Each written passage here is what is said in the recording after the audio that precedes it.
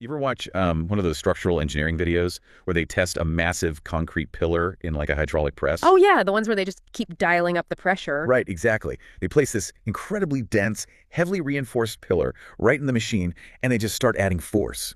I mean, thousands, then millions of pounds of pressure. And for a remarkably long time, it looks completely fine. Yeah, totally unchanged. You look at the surface and you think, well, this thing is totally indestructible. But inside, completely out of sight, there are these microscopic, catastrophic fractures forming.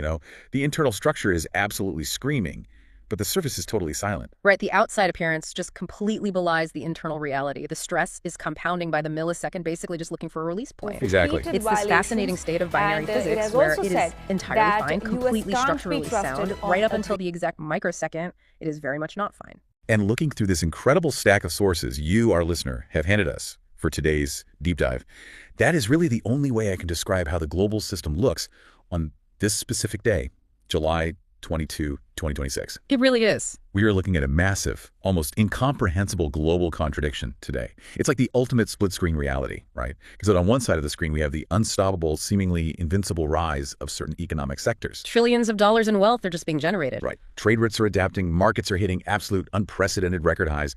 But then, on the exact same screen, playing at the exact same time, we have these devastating, escalating military conflicts that are physically tearing the geopolitical map apart. The pillar is basically holding the weight of a booming economy while the foundation is literally on fire. Yeah. So our mission today is to figure out how these two realities are coexisting. I mean, we really want to compare this economic rise with the active war conflicts. How does the global financial engine just keep roaring when the physical world is fracturing? And before we get into the deeply complex mechanics of exactly how that is happening, I think it is crucial to state something clearly up front for our listener. Oh, absolutely. Because the sources you've shared with us today contain some highly charged political and military content. We are going to be discussing active kinetic conflicts involving the United States, Iran, Ukraine, and Russia. Right. Heavy stuff. Very heavy. And we need to be clear that we are not here to take sides. We are not here to endorse any nation's geopolitical actions, and we certainly aren't here to validate the political rhetoric of any leader involved, on the left or the right. Exactly. Our job today is strictly analytical. We're just going to report the facts exactly as they are presented in this stack of sources and try to analyze the systemic, the macroeconomic, and the geopolitical impacts of those facts. That is the foundation we are working from today. And to get there, we are pulling from a remarkably diverse mix of reporting. We really are. We've got granular financial data from the Straits Times and the Business Times, plus some heavy quantitative macroeconomic analysis from the Bank for International Settlements. BIS. Right, the BIS. Yeah. And then we have frontline geopolitical dispatch from Xinhua, Anadolu, the New Arab, Bloomberg, and the Kyiv Independent. It's a huge stack. It's massive. Yeah. But by the time we finish pulling these threads together, you're going to understand how a piece of legislation from the 1930s is somehow threatening the supply of Canadian hockey sticks. Which is wild. It is. And you'll see why the biggest banks in Singapore are suddenly behaving exactly like real estate trusts, and how an obscure shipping lane in the Middle East is throwing a massive physical wrench into the global artificial intelligence boom. Because the web connecting these seemingly totally disparate data points is profound. The global economy is acting as this massive shock absorber right now. But the real question is how much kinetic energy it can absorb before the shock just breaks the suspension. So let's start by looking at the shiny, intact surface of that concrete pillar. Let's look at the illusion of economic invincibility. Specifically, I want to zoom in on Singapore's banking sector. Okay, yeah. Because according to the data from the Straits Times and the Business Times, DBS, OCBC, and UOB, which are the big three banks in Singapore, their shares have all hit absolute record highs this July. And we're not just talking about a good quarter here. No, not at all. We are talking about unprecedented, historic valuations. DBS just vaulted past the $70 mark for the first time ever. OCBC broke $27, and UOB surpassed $44. The wealth being generated on the Singapore exchange right now is just staggering. It really is. I mean, if you just looked at this one metric, you would assume the world is in an era of unprecedented peace and stability, right? You absolutely would. But, to understand why this boom is happening, we have to look at the macroeconomic levers being pulled thousands of miles away. Okay, unpack that a bit. Well, this isn't just retail enthusiasm or local economic outperformance. This is a deeply structural phenomenon. And the first and arguably most massive factor is the United States Federal Reserve. Right, the Fed. Yeah. In their June 2026 meeting, the Fed officially paused interest rate cuts. They essentially signaled a higher for longer regime. And how does that affect Singapore? Well, when baseline interest rates stay elevated globally, it directly and disproportionately benefits these specific banking institutions by keeping their net interest margins, the NIM, extremely wide. Yeah, I was looking at that NIM data in the City Analyst notes from our sources, and it strikes me as almost, predatory in its efficiency. It really is efficient. For our listener, the net interest margin is basically just the spread. The bank pays you a certain, usually super low interest rate to hold your deposits. Then they take your money and loan it out to home buyers or corporations at a much higher rate. Right, and the gap between what they pay you and what they charge the borrower is the IM. Exactly. What's fascinating here is that when the Fed pauses rate cuts, these banks immediately secure that wide spread. And they don't exactly rush to pass the higher yields onto everyday savings accounts, do they? No, they certainly do not. The analysts are forecasting a NIM upgrade for these banks by up to 5 basis points. They're targeting a full recovery to pre-pandemic 2019 levels. And like, at first glance, 5 basis points sounds like a rounding error. It's just 0.05%. It sounds tiny. It does.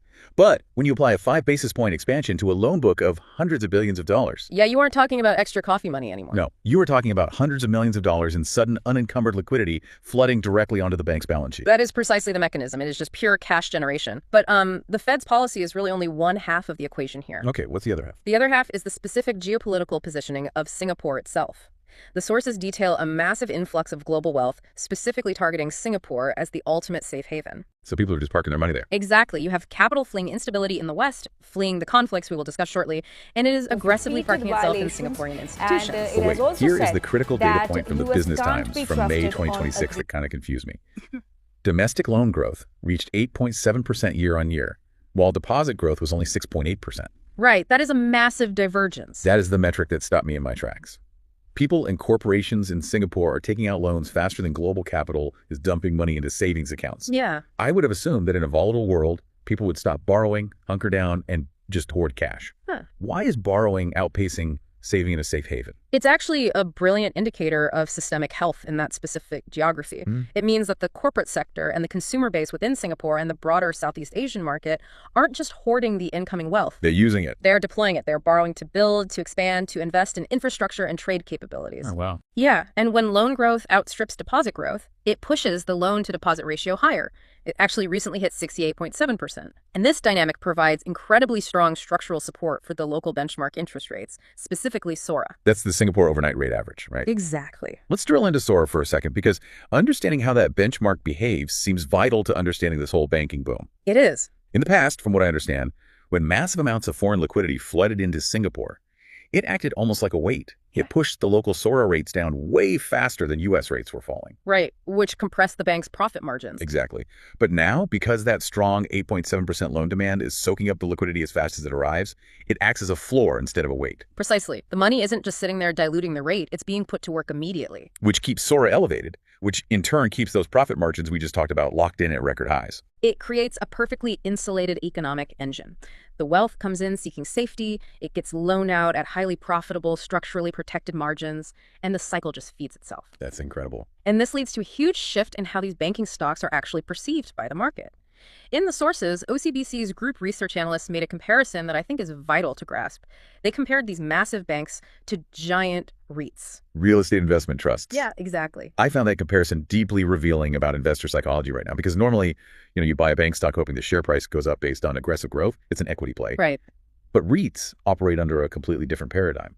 By law, REITs generally have to pay out a huge percentage of their taxable income, often like 90%, directly to investors as dividends. You don't buy a REIT for massive capital appreciation. No, you buy it for the reliable income stream.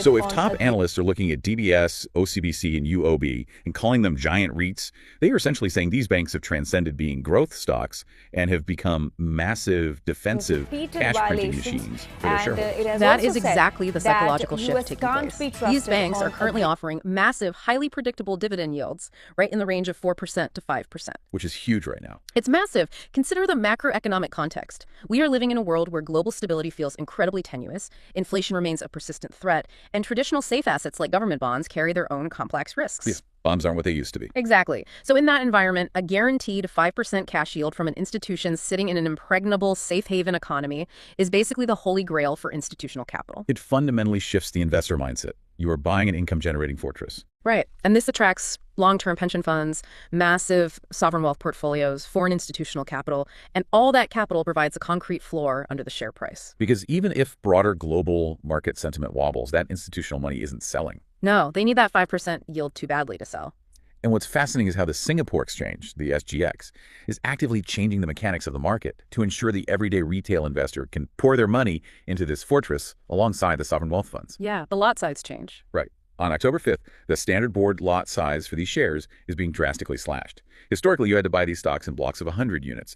Now, for stocks priced between $10 and $100, the lot size is being cut to just 10 units. This is a critical structural reform. I mean, it addresses a major barrier to entry. Because when a stock like DBS is trading at over $70 a share, a 100-unit board lot costs over $7,000 just to initiate a single trade. Which, for the vast majority of retail investors, is a prohibitive barrier, especially if they are trying to practice responsible risk management and build a diversified portfolio.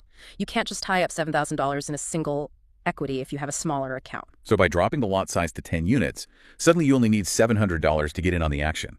High-priced, blue-chip stocks that were previously the exclusive domain of institutional wealth are suddenly vastly more accessible to the everyday retail guy. Absolutely. But, okay, I have to play devil's advocate here for a second. Go for it. When institutions make it easier for retail money to enter a market that is already at absolute all-time record highs, there is always a cynical view. Is this genuine market democratization? Or is this just opening the gates so retail investors can hold the bag at the top of the market while the big guys exit? It's a very valid skepticism, but the underlying mechanics suggest this is really about long-term market velocity rather than a short-term off-ramp for smart money. Okay, how so? Well, Shikhar Jaiswal, the head of equity research at RHB Singapore, points out in the sources that this reform should be a profound net positive for trading activity and market breadth. Meaning more people just trading more often. Right. Dropping the lot size doesn't necessarily mean the share price will instantly spike. What it does is dramatically increase liquidity. You are going to see a much higher volume of trades, tighter bid-ask spreads, and much broader demographic participation. So it just makes the whole market healthier. Exactly. When you combine this retail influx with the SGX's broader equity market development program and their improved market-making incentives, it creates a sustained systemic uplift in the overall health and resilience of the exchange itself. It basically thickens the concrete of the pillar. That's a great way to put it. Okay, so we have this incredibly robust, insulated financial boom happening in Asia. Record highs, massive dividends, booming domestic loan growth, and new liquidity mechanisms. It looks perfect. It does. But as we established at the top of the show, we both know what's lurking in the rest of this source material. We are about to discuss a world that is economically weaponizing itself and physically burning. Yeah, the other side of the split screen. Right, so the natural question is, how is this economic engine running so smoothly when the global supply chains that feed it are supposedly being dismantled by trade wars? Which brings us to the astonishing resilience outlined in the Bank for International Settlements report. Let's rewind to the beginning of 2025. The United States slaps massive sweeping tariff hikes on China. We are talking announced tariffs of over 25% on a vast array of goods. It was a huge headline number. Historically, academically, an economic shock of that magnitude between the world's two largest economies is supposed to trigger an absolute apocalypse in global trade. It was supposed to be a devastating system-breaking blow. And that was certainly the prevailing fear at the time. The geopolitical models were flashing red. Everyone was panicking. Yeah, the index measuring trade policy uncertainty literally skyrocketed to unprecedented levels. Initial growth forecasts were slashed across the board by the IMF, the World Bank, private institutions. They downgraded outlooks for both advanced economies and emerging markets. Because the assumption was that a 25% tax on the largest manufacturing hub on Earth would just shatter the global supply chain. But the collapse didn't happen. No. The BIS report shows that not only did the global economy survive the shock, but global merchandise trade volumes actually grew by nearly 5% in the first half of 2025. It's wild. The global economic system essentially outsmarted a superpower trade war. And I want to spend some serious time on this because it is mechanically fascinating. How do you mathematically and logistically survive a 25% tariff wall? Well, the BIS report identifies 3 distinct, incredibly complex shock absorbers that the global economy utilized to mute the impact of those tariffs. Okay, what's the first one? The first, as you kind of alluded to, is simply the mathematical reality of international customs law. While the announced tariffs were politically severe, grabbing headlines with that 25% figure, the reality on the ground in the customs houses imports was much softer. It has also said through a that labyrinthine US web of can't be specific trusted product on exemptions, pre-existing bilateral trade agreements, and highly measured non-escalatory responses from global trading partners, the effective average U.S. tariff rate stabilized at around 10% in the second half of 2025. Wow. So the bark was significantly worse than the bite. Very much so. The politicians screamed 25%, but after the corporate lobbyists, the supply chain managers, and the trade lawyers finished battling it out in the fine print of the harmonized tariff schedule, the actual customs duties paid average out to 10%. Right. And the BIS report notes that this mathematical discrepancy alone cut the estimated global output loss by about a third. But let's be clear, 10% is still a massive multi-billion-dollar friction tax on the global system. You can't just ignore a 10% margin hit. Definitely not. So how did the physical supply chain adapt to that remaining pressure? That brings us to the second and perhaps most consequential shock absorber: We'll call it the ASEAN Shuffle. The ASEAN Shuffle. I like that. China did not just sit passively behind the tariff wall and absorb the economic damage. They executed a massive, rapid, and highly strategic reconfiguration of their supply chains. Okay, what does it actually look like? Well, the BIS report traces this trend back to 2017 when the very first waves of tariffs were introduced. Recognizing the long-term geopolitical trajectory, Chinese firms aggressively increased foreign direct investment FDI into neighboring ASEAN countries, the Association of Southeast Asian Nations. And the scale of this movement is just difficult to comprehend. The report states that Chinese direct investment into ASEAN nations more than tripled, exploding from $10 billion in 2017 to over $34 billion. It's a staggering amount of capital. It is. Yeah. And I want to pause on what that actually means in the physical world. You don't just like move a factory overnight. Right. It's not like moving an office. No. You are talking about identifying land in Vietnam or Malaysia, pouring thousands of tons of concrete, building entirely new electrical grid connections, negotiating local labor contracts, training a new workforce, and rerouting massive shipments of raw materials. It is a logistical leviathan. Exactly. It is a generational shift in industrial geography. They built state-of-the-art production facilities in countries that were not subject to the steep U.S. tariffs. So it's a workaround. Exactly. So if you look at a simple binary trade ledger, yes, the United States is importing far less directly from mainland China. The tariffs seemingly work on paper. But if you track the capital and the actual components, U.S. imports from other Asian economies surged in near perfect proportion. Oh, it's so clever. The goods are still being financed with Chinese capital. They are often assembled by Chinese corporate subsidiaries, and they rely on Chinese intermediate components. But final assembly happens in Vietnam or Thailand. And then they get a Made in Asian stamp. Exactly. They effectively and legally bypass the U.S. tariff wall. It is an absolute masterclass in supply chain adaptability and the fluidity of global capital. It really proves that capital is like water. If you build a dam, the water doesn't just disappear, it just finds the path of least resistance around the concrete. That's exactly right. But even with the exemptions and the massive ASEAN Shuffle, moving factories across international borders isn't free. Building new ports in Vietnam isn't free. Tariffs, even at 10%, still exist. Right. Friction costs money. Exactly. Someone, somewhere, had to pay for this geopolitical dispute. And this leads us to the third shock absorber, which completely defied traditional economic modeling: margin compression. This part blew my mind. The standard macroeconomic assumption is that when a tariff is implemented, the cost of that tariff is immediately and entirely passed on to the end consumer at the checkout aisle, resulting in massive sweeping inflation. Right. We all just pay more for the stuff we buy. Exactly. But the BIS found something entirely different happen in the corporate boardrooms. U.S. and global firms chose to absorb a massive portion of the shock themselves. This data point is arguably the most surprising in the entire retort to me. It says that for the firms most directly affected by the tariffs, they ate 2/3 of the cost increases by lowering their own profit margins. Only 1/3 of the cost was actually passed on to the American consumer. Which is wild when you think about it. It is. Think about the psychology behind that decision. A corporation's primary directive is to maximize shareholder value. Why would a CEO voluntarily take a massive hit to their profit margins instead of just raising prices? It comes down to the brutal mathematics of market share and the terror of trade policy uncertainty. How so? Well, firms were operating in an environment where trade policy could change with a single tweet or a sudden executive order. If a company jacked up their consumer prices by 15% to cover the tariff, and then the political wind shifted and the tariff was repealed 6 months later, That would look terrible. they would have alienated their customer base for absolutely no reason. And it is notoriously difficult to reverse a price hike once the consumer alters their buying habits or switches to a cheaper competitor. That makes sense. Furthermore, in highly competitive markets, the first company to raise prices loses market share immediately. So these corporations made a strategic calculation.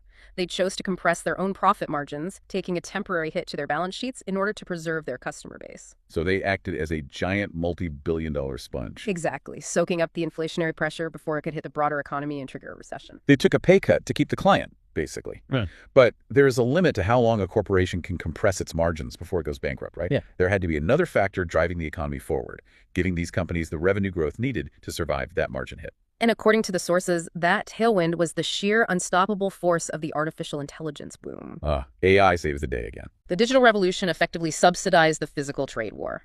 The optimism, the speculative capital, and the sheer infrastructural investment surrounding artificial intelligence were so powerful that they generated their own macroeconomic gravity. The numbers are crazy. By the BIS's estimates, AI-related investments contributed a full percentage point to U.S. real GDP growth in 2025. Which is massive. A full percentage point of GDP in an economy the size of the United States is a gargantuan amount of capital. Yeah. And the crucial thing to understand is that all that digital ambition requires immense physical infrastructure. Yes, the physical footprint of AI. You cannot build a digital AI superbrain without physical silicon, physical server rack, physical cooling systems, and massive electrical transformers. You can't just download a data center. You have to physically build it. And this physical reality drove a massive surge in U.S. imports of AI-enabling products. We were talking about raw materials, highly processed chemicals, complex intermediate inputs, and the most advanced semiconductors on the planet. And where do the vast majority of those physical components come from? Exactly. Even though the U.S. was deliberately importing fewer of these products directly from China due to the tariffs, the exploding demand drove increased imports from Taiwan, South Korea, and the newly enriched ASEAN nations. Which kept the regional market share of U.S. imports from Asia completely stable at around 60%. The AI boom basically created a demand shock so overwhelmingly powerful that it simply blasted right through the friction of the trade war. It's an incredible story of resilience. The global supply chain bends, but it refuses to break. However, the political appetite for economic warfare hasn't vanished just because the supply chain adapted.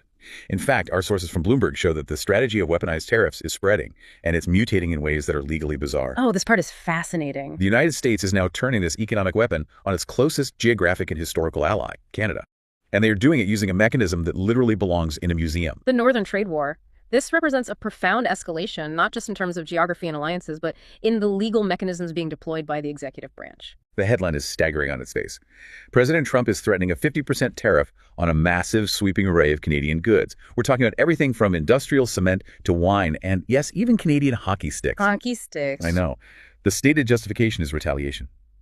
The U.S. claims Canada is unfairly banning U.S. liquor, maintaining restrictive supply-managed dairy quotas, and imposing unfair quotas on U.S. vehicles. Standard trade dispute stuff. Right. But what makes this situation truly unprecedented isn't just the 50% figure, which is astronomically high. It's the obscure legal hammer they're using to enforce it. Right. Now, understand the significance of this, we have to look at recent legal history. Okay. Previously, the Trump administration relied very heavily on the International Emergency Economic Powers Act, or IEPA. Yeah. They used it to bypass Congress and impose sweeping unilateral tariffs for national security reasons. But the U.S. Supreme Court struck down his use of IEPA for those specific economic purposes earlier this year. So the judicial branch effectively disarmed the executive branch's favorite trade weapon. Exactly. So the administration had to find a new weapon in the legal arsenal that the Supreme Court hadn't touched yet. And they dug deep into the archives for this one.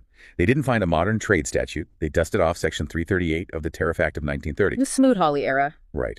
I want to pause and appreciate the absurdity of this. We have a hyper-modern global economy driven by artificial intelligence and incredibly agile multinational supply chains. And it is suddenly being threatened by a piece of legislation forged during the Great Depression. It's wild. Are we going to see Elliott Ness enforcing customs duties on Canadian maple syrup? I mean, why is Section 338 so dangerous compared to modern established trade laws? The danger lies in its complete lack of modern procedural guardrails. Section 338 was originally designed to allow the president to retaliate when a foreign country discriminates against U.S. commerce, placing it at a disadvantage compared to third countries. Which sounds reasonable enough for 1930. Sure, but because it was written in 1930, it operates completely outside the framework of the modern administrative state. Under Section 338, no formal investigation is required by the U.S. International Trade Commission. Wait, none? None. There is no mandatory public comment period for affected industries to voice their concerns. There is no mandatory economic impact study to determine how the tariffs will affect inflation or domestic employment. So they can just do it instantly? Yes. Furthermore, the statute imposes absolutely no limit on how long the tariffs can stay in place. As trade lawyer Ryan Majerus noted in the Bloomberg piece, because this is an untested, antiquated authority, there is no roadmap for how this will play out in the courts at the WTO or in the physical market. It is raw, unilateral, unchecked executive power being dusted off specifically to bypass the Supreme Court's previous ruling. Exactly. It perfectly highlights the tension we are exploring today. The economic system is incredibly smart. It can outsmart modern terrorists by moving factories to Vietnam, and corporations can absorb costs to keep the AI boom alive. You can shuffle a supply chain around a political dispute, even a 1930s legal dispute. But, and this is where the concrete pillar starts to violently fracture, you cannot shuffle a supply chain when the ocean it relies on is literally on fire. And that transition brings us to the dark side of our split screen. We are moving from the realm of macroeconomic theory and legal loopholes into brutal, kinetic, physical reality. We are shifting our focus to the Middle East, pulling from the harrowing on-the-ground reporting by Anadolu, Xinhua, the New Arab, and Middle East Online. The situation here has deteriorated far past the point of proxy skirmishes or diplomatic posturing. It really has. Yeah. The United States and Iran are in open, kinetic conflict. For our listener trying to piece together how we got here, let's lay out the timeline because the escalation was terrifyingly fast. The current breakdown can be traced directly back to the collapse of a very fragile diplomatic effort. In June, Pakistan successfully brokered a Memorandum of Understanding, an MOU, between the United States and Iran. And the goal was de-escalation, right? Yes, it was a highly tentative framework, essentially an agreement to pause hostilities and establish communication channels. However, that agreement completely shattered in the Jordanian desert. The spark that ignited this was a catastrophic attack on a base in Jordan. 2 U.S. soldiers were killed. Right. U.S. Central Command immediately identified the strike as an Iranian attack, or at least facilitated by Iranian-backed militias with direct ties to Tehran. And that was the point of no return for the administration. In immediate retaliation, the U.S. suspended all diplomatic talks regarding the MOU and launched a massive, sustained air campaign. According to the sources, as we sit here this morning, July 22, the United States has launched kinetic strikes inside Iran for 11 consecutive nights. 11 nights. Let's map out the geography of these strikes, because the spatial reality illustrates the unprecedented scale of the conflict here. The United States is not just hitting border outposts or proxy militias in Iraq and Syria anymore. They are striking deep into sovereign Iranian territory. Yes. We have confirmed reports of U.S. missiles hitting targets near the vital southern port city of Bushehr.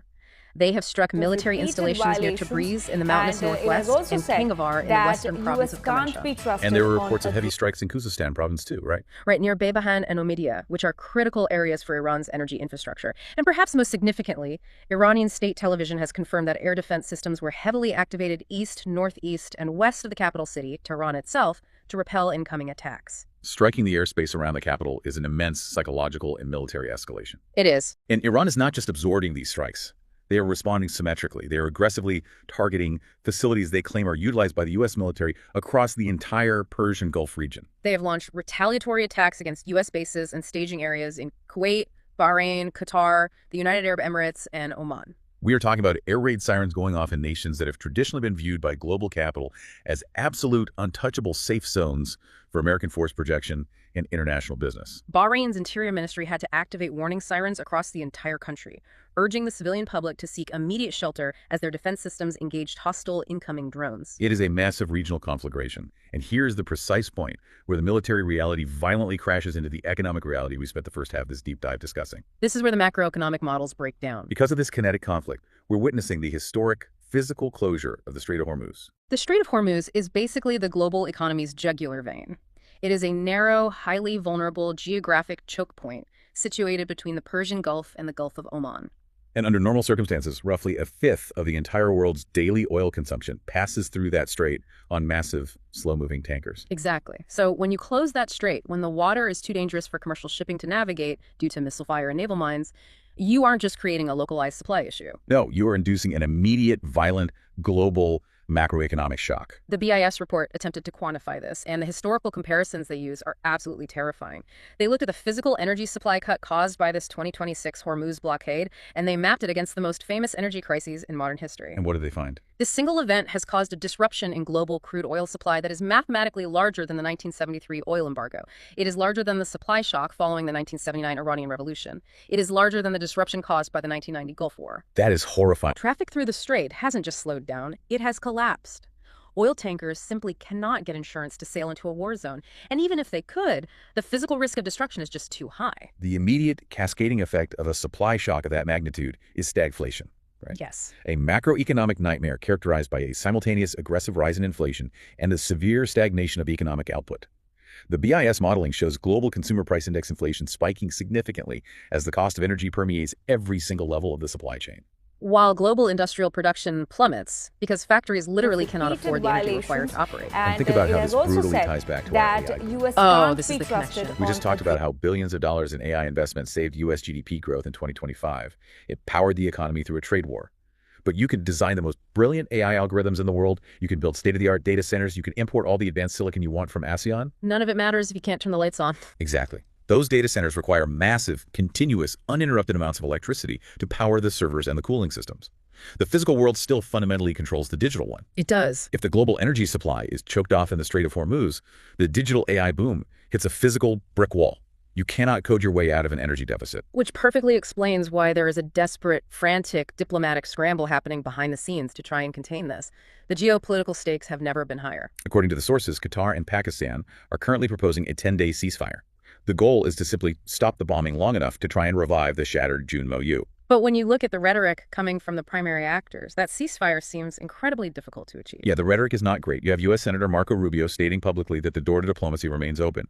But he made it absolutely clear that a precondition for talks is that Iran must immediately stop attacking commercial ships and disrupting navigation in Hormuz. While the White House, however, is using much blunter, more escalatory language, they stated clearly that President Trump is focused on making Iran pay the price for the death of the American soldiers in Jordan. That is not the language of imminent de-escalation. No, it's not. And on the Iranian side, you have a deeply fractured messaging strategy that highlights the tension between their diplomats and their military. Oh, so? Well, the foreign ministry is releasing statements saying they are open to mediators and want to prevent further regional escalation. But simultaneously, the military apparatus is projecting absolute defiance. An Islamic Revolutionary Guard Corps IRGC commander stated clearly that their forces are continuing to respond forcefully and will systematically target the sources of U.S. aggression across the region. I want to challenge the logic here from a rational actor perspective. Go ahead. Senator Rubio noted in his remarks that Iran's economy is already in terrible shape. They have been under suffocating sanctions for years. If your domestic economy is already struggling, if inflation is crushing your citizens, why in the world would you escalate a kinetic conflict with a superpower? And it has also said it does. A conflict that guarantees further economic isolation and the physical destruction of your own military and energy infrastructure. Why endure 11 nights of precision bombing when it so clearly and devastatingly hurts you economically? It's a vital question, and it really exposes the limits of Western economic theory when applied to geopolitics. Okay, what do you mean? Well, it is very easy for macroeconomists sitting in comfortable offices to assume that all state actors will behave in a rational way that maximizes their financial well-being. But warfare introduces an entirely different calculus. It's not about the money anymore. Exactly. In a kinetic conflict, the logic of attrition, deeply rooted national pride, and ultimate regime survival completely override economic self-preservation. The Iranian Interior Minister emphasized in a recent statement that their diplomatic and military institutions are acting in full coordination. What that actually means is they view defending their sovereignty, avenging perceived slights, and projecting power against the United States as an existential imperative. So that imperative just supersedes the immediate economic pain of hyperinflation or the loss of a power plant. Precisely. When a nation feels backed into a corner, when the regime feels its very survival is at stake, economic rationale is the absolute first thing thrown out the window. The military imperative becomes absolute, even if it leads to national ruin. It is the exact moment the structural stress finally shatters the concrete pillar. The pressure becomes too great, and the system breaks. It does. And speaking of the immense stress fracturing a system, that brings us to the fourth and final pillar of our deep dive today. Because wars don't just break global supply chains and international shipping lanes. No, prolonged grinding wars break internal political structures. The capacity of a nation-state to sustain a prolonged high-intensity conflict depends entirely on the cohesion and stability of its political and military leadership. And the dispatch sources we have from the Kiev Independent and Bloomberg show that in Ukraine, that internal cohesion is currently facing an unprecedented, potentially catastrophic test. We are looking at a profound systemic leadership crisis in Kiev right now. President Volodymyr Zelensky has just made a massive, highly controversial, and incredibly risky move. He has dismissed the commander-in-chief of the armed forces, Oleksandr Syrsky, and replaced him with the Joint Forces Commander, Mikhailo Drapati. To change the absolute top commander of your military in the middle of an existential war of attrition is a staggering gamble. It really is. To understand the gravity and the necessity of this dismissal, we have to deeply analyze the chaotic political context leading up to it. This command change did not just happen in a vacuum. No, it was the direct, inevitable result of a cascading internal political crisis that began with the ousting of Defense Minister Mikhailo Fedorov just days prior. Fedorov was an incredibly popular figure, both domestically and with Western allies. He wasn't a traditional military man, right? Right. He was viewed as a young, innovative, highly capable, tech-oriented reformist. When President Zelensky unexpectedly ousted him, it triggered an immediate and massive public backlash. It sparked the largest mass street protests of Zelensky's entire presidency. For 3 consecutive days, despite the ongoing war, thousands of Ukrainians have been pouring into the streets of Kiev with 2 very specific, unyielding demands. Bring back Fedorov and fire Syrsky. And the catalyst for those protests, the spark that actually brought people into the streets, was an explosive public revelation by Fedorov himself. In a highly charged press conference the day after he was fired, Fedorov revealed that General Syrsky had issued a direct ultimatum to President Zelensky. We don't have the exact verbatim text of the ultimatum, but the implication of the power dynamic was crystal clear. It was a zero-sum power struggle over the fundamental direction and control of the military apparatus. And initially, Zelensky sided with his top general, ousting the reformist defense minister to appease the military brass. But the public backlash was so severe, so immediate, and so destabilizing that Zelensky was forced to rapidly reverse course. He realized he was losing the domestic political front, He had to fire the general who forced the ultimatum in the first place just to quell the protests. Right. But we need to dig deeper here. Why was the military command at such a breaking point? Why were a reformist defense minister and the commander-in-chief at each other's throats while their country was under daily bombardment? This is where we get into the deeply fascinating, highly technical realm of military doctrine. This crisis was not just a clash of massive egos or a simple personality conflict. It was a fundamental doctrinal war occurring inside of physical war. Let's look at the ousted commander, General Syrski. He is a veteran commander. He was deeply involved in the early days of the war in 2014 and was a primary commander during the Battle of Debaltseve in 2015. Which was an engagement that ended in a very chaotic, highly criticized Ukrainian retreat. Yeah, right? exactly. But beyond his resume, it's his specific style of command, his operational philosophy, that caused the real friction. How would you describe his doctrine? Well, Syrski embodied a very rigid, highly centralized, classic Soviet-style command structure. To understand this doctrine, you have to picture how information and orders flow. Under the Soviet model, decisions are made exclusively at the absolute top by a small cadre of generals. Okay. And those highly specific orders are pushed down the chain of command to the frontline units. There is very little room for deviation, improvisation, or initiative by lower-level commanders on the ground. Wow. Over the course of the current war, Syrski faced intense, growing criticism from his own frontline soldiers and from Western military analysts for extreme micromanagement. That's dangerous in a fast-paced war. Very. He was repeatedly accused of fostering a culture of fear where bad news was heavily filtered and sanitized before it reached the top, and where vital operational flexibility was stifled by archaic bureaucracy. Imagine being a platoon commander in a trench. You see a shift in the Russian lines, an immediate tactical opportunity, or a sudden threat. Under the rigid Soviet structure, you can't just act. No, you have to wait. You have to radio back to a command post 50 miles away, explain the situation to an officer who isn't even looking at the battlefield, and wait for permission to maneuver. That rigid structure was clashing violently with the reality of a modern, fast-paced, technologically driven battlefield dominated by drones and rapid mechanized assaults. So, to replace this old guard philosophy, Zelensky has appointed General Mikhailo Drapati. Drapati is 43 years old. He represents a completely different post-Soviet generation of military thinking. Drapati represents the exact doctrinal opposite of the Soviet model. He is heavily influenced by Western military doctrine, specifically the concept of decentralized command. Meaning he lets the guys on the ground make calls. Exactly. He is known for actively pushing for initiative amongst subordinate commanders. He believes in giving the junior officers, who are actually sitting in the trenches, looking at the enemy, the authority, and the resources to make fast, lethal decisions based on the immediate reality around them without waiting for permission from Kiev. He emphasizes modern accountability, rapid communication, and most importantly, transparency. And crucially, Drapati was publicly aligned with the ousted defense minister. After Fedorov was fired, Drapati did something highly unusual for a military man in a rigid system. He publicly backed the civilian reform. That takes guts. It does. He stated, and I quote, "A commander has no right to remain silent about problems when people's lives are at stake." He was openly, directly criticizing the culture of silence and filtered information that the previous command under Syrski had fostered. It is a massive systemic paradigm shift. You are taking a sprawling national army that has been fighting a grueling, horrifically bloody attritional war for years, and you are attempting to fundamentally change its organizational DNA mid-stride. It feels exactly like trying to fundamentally rewrite the core operating system of a computer while it is currently fending off a massive active cyber attack. That's a great analogy. They are trying to purge the old, rigid Soviet military DNA from their system, trying to teach thousands of officers a new way to think and fight while simultaneously fighting the actual Russian military on the battlefield every single day. The risk of the system crashing, of communication breaking down during that reboot is terrifyingly high. It is the ultimate high-wire act of wartime leadership.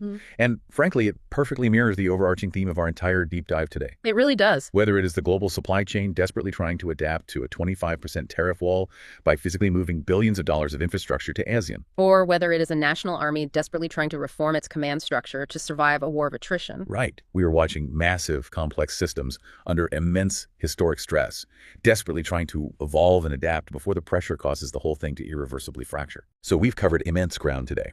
What does this all mean for you, the listener? Let's bring this entire split-screen reality back together. You are living in a world defined by extreme paradox right now. A total paradox.